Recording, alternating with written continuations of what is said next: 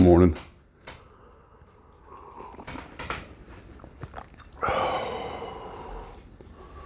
Well, you know, I spent the last 8 hours doing my hair, and I do it like this by closing my eyes and put it on a pillow and see what happens when I wake up. So, a little bit of goodish news. Normally I get up in the morning, make my coffee, come out here, hook up the cell phone and the little thing that's moving. Why are you moving? Man, I don't want to grab it today. Well, let's hope it doesn't pop out like it's done a couple of times. You see, I have the little rubber holder on it, and it makes it a little hard for the grabby to grab it. And when I take it out of the rubber holder where it's real easy, then it's impossible to get it back in the little rubber protector, or it fights with me. Although if it keeps doing what it's doing, I may have to. Got me on edge. I ain't got my glasses on, so I can't really tell if it's moving right or not. Anyway, normally get out here, hook up the camera with my coffee, and just blab whatever's on my mind. This morning I actually went out to the shed first because I wanted to check on that Resin DIsasetr. Good news is, for all the trouble I had, the resin did harden overnight. Made a nice casting of the front, and of course you saw the pictures last night. I had it tipped up at an angle where it couldn't reach the hole that was poked in the back of the thing, so it couldn't leak out. But the only thing I was really worried about was the curved complex front of the shuttle that had the some of the details in it. Well, that all actually came out pretty well. And so as much as I gave that easy cast a hard time yesterday because it took overnight to dry, I didn't realize it wasn't fast acting stuff like the other one, which was it aluminite or whatever. Anyway, but it did do its job. So I do have the casting, and perhaps at some point I can build up the rest of the shuttle around it.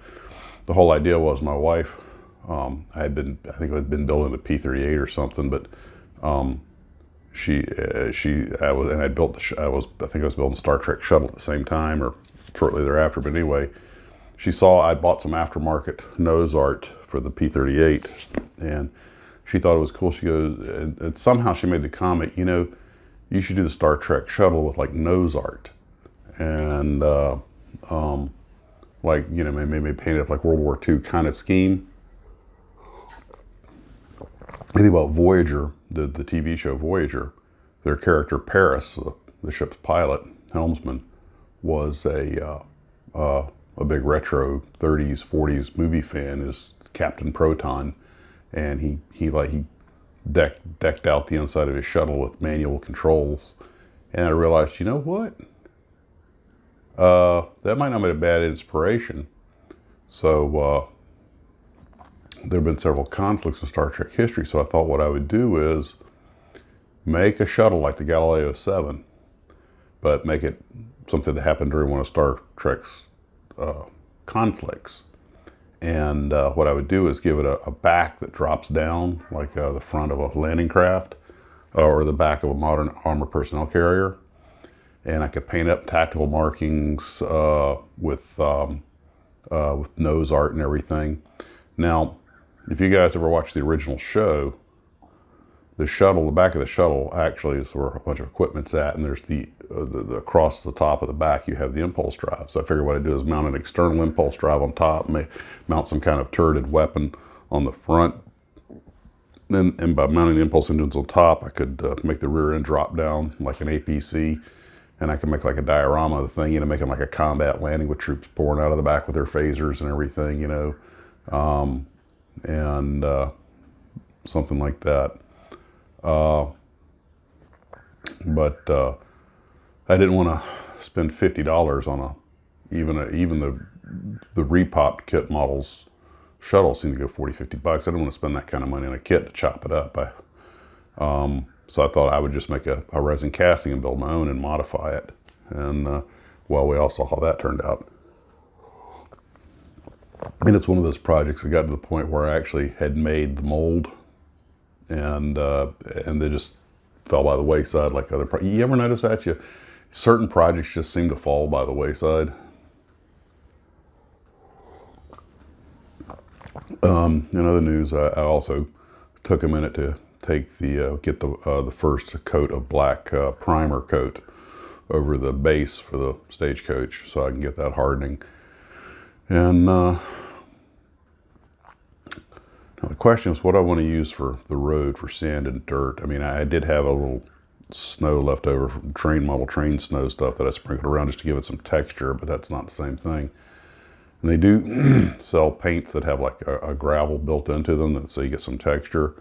And that's a possibility. Or I could just use paint and add some flourishes to it. Just, you know, paint it sort of an almondy sand color. And just let the texture of the paper and everything do it. I might have to do a few experiments.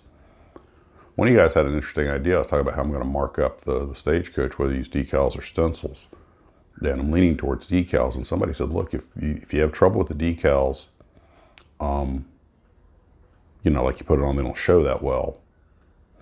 What you can do, and an interesting thought, make several sets, apply one, let it harden. Once it's on there, you know, put some clear coat or something on it, and once it's set, then add another one right on top of it, same thing, and make a couple of layers. And of course, somebody else said, you know, yeah, well, that, or you can just, you know, get some printed on red, or there were a couple of options out there, but they're all interesting ideas. The only problem with stenciling is not only the incredible amount of work that would go behind putting Wells Fargo Overland Stagecoach, you know, that's, but it's also, I just know how, for lack of a better word, ham-fisted I am cutting out all those letters. I have a pretty good idea that I would make a pig's breakfast out of it. I mean, let's just say I'm more comfortable with decaling. And who knows, the decals may look real good first time out the chute. Laser printer does put on a nice heavy coat. So, but I need to get cracking on that because I'd like to have this thing done by the end of the week or the weekend. So hopefully by Monday I can take it to the owner. Because as I mentioned, the clock for going back to work is ticking down.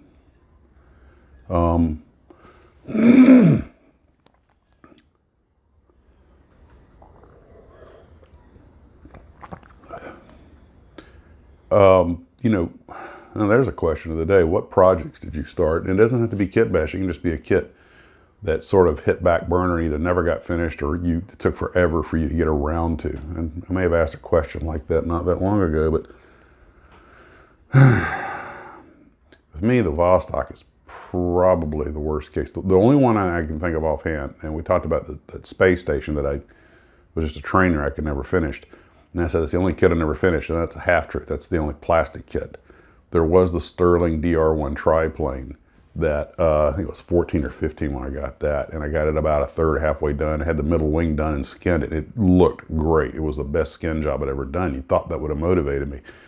But I don't know if it was one out the military school or what it was, but it languished for a year, 2 years. And like I say, when I got back, finally decided to get back to it, I think they cleaned up the basement and it was gone. So, but, so yeah, what project and did you start that just sort of languished? And for the sake of today's question, let's assume that you got back to it at some point and finished, not one that you just never got done, but one that just languished for, or just took forever. You just kind of lost your mojo on it. For me, it's at the moment, it's that Vostok. And, you know, it's kind of hard to put a lot of energy behind a kit when you get to a certain point. You realize this thing just isn't a great kit. But I promised myself I would do a good job on it, so I'm going to give it the college try. Sometimes breaking it in little pieces keeps you motivated, so when you do get back to it, you've got the energy. You don't hit that. You don't hit that. This is a lousy kit. I'm just going to slapdash it and give it to somebody. You know, like, you know what? Let's just back away from it. We'll come back to it later. Do the detail work where we're in the mood. And I'm replacing all, what is it, 13 or 18 of those green round things with beads that are going to paint it green and have the silver tape over them and everything. So it might actually pop when it's done.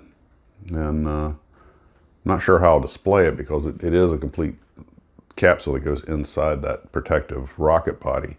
And So you know, get a, but it has a stand, which is probably the way I display it. But then there's a lot of detail that, details on the inside.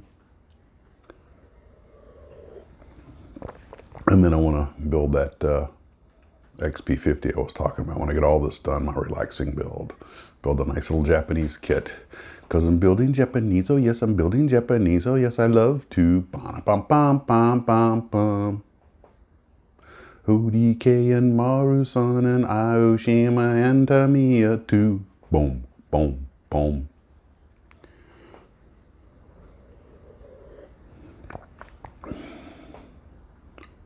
All the little parts, they fit together. Japanese just seem to make them better. Yes, they do. Because I'm building Japanese. Oh, yes, I'm building Japanese. I really love to. Building Japanese. Okay, I got to stop. I'm sure some of you guys are cringing right now.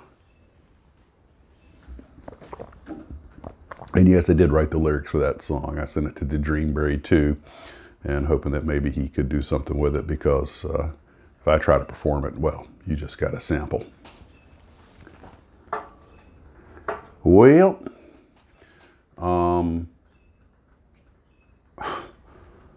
I didn't get to check my email until like late last night because I was so busy with just everything that was going on. And we have a bunch of errands to run today also. So, and then tomorrow I got physical therapy. So I've got a lot that's going to interfere with my model building over the next couple of days. And unfortunately, there were some fairly, for Max's models, important emails that I didn't see until bloody 10 or 11 p.m. or whatever it was. Like, oh Christ, these people they've been contacting me, and I didn't get back with them. So, I immediately answered the emails like, sorry, okay. Well, I guess I better get to it. Guys, I want y'all to have a beautiful model building day. And, you know what? Remember, this is for fun. Relax. Have a good time. If you're not feeling it, do something else. It's not a homework assignment. Except for me. For me, I actually have a deadline. So get to it, Max. Quit making excuses. Stop sitting here talking to yourself because you don't feel like getting up and going doing it. Come on. You heard me. Up, up. You can do it. Up. Here we go. See you later.